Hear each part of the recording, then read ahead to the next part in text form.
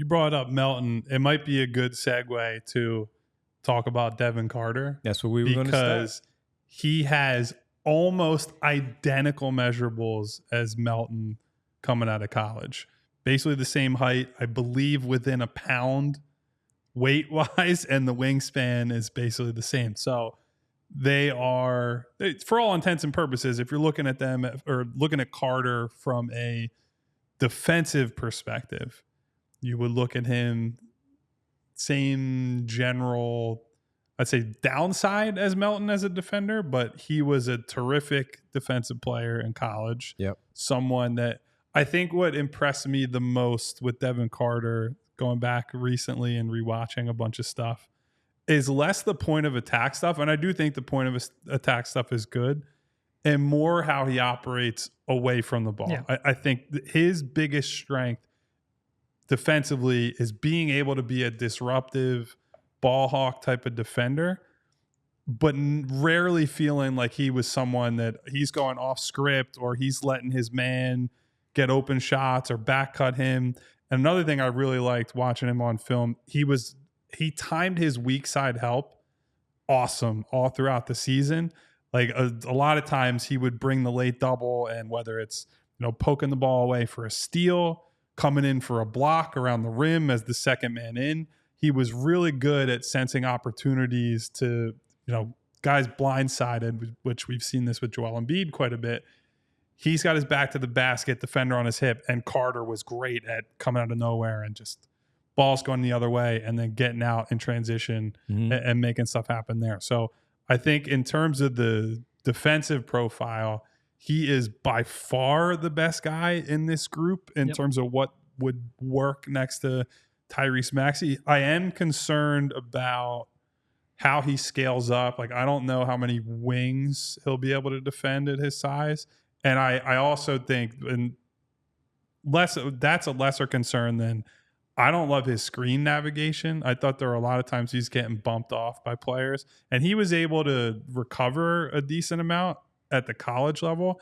I don't think he's going to have the same amount of time to actually get back in the picture. The good news is he's an incredible athlete. Yep. Like, he just broke the 3/4 court sprint record at the combine.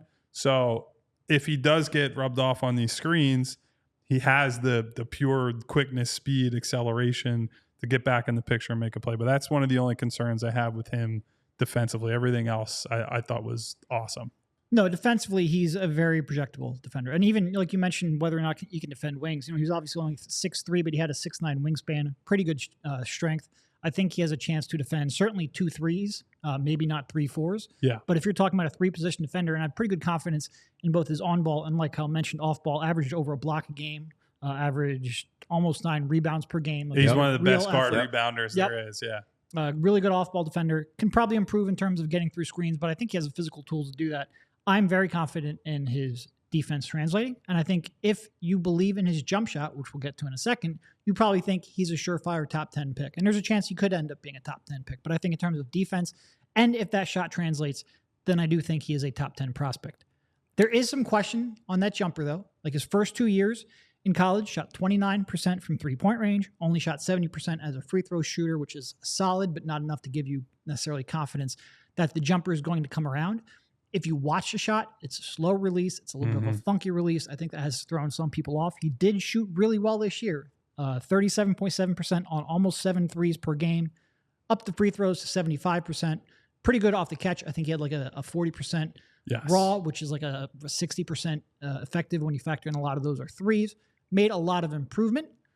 There are some people who question that. And I do have on the one hand, like I said, there are reasons that I would be skeptical, including how it looks. Some misses can vary pretty wildly left to right. But he has some shot diversity to it. It's not just all catch and shoot. Like, he can come off of a screen sometimes. He can dribble off of a pick sometimes.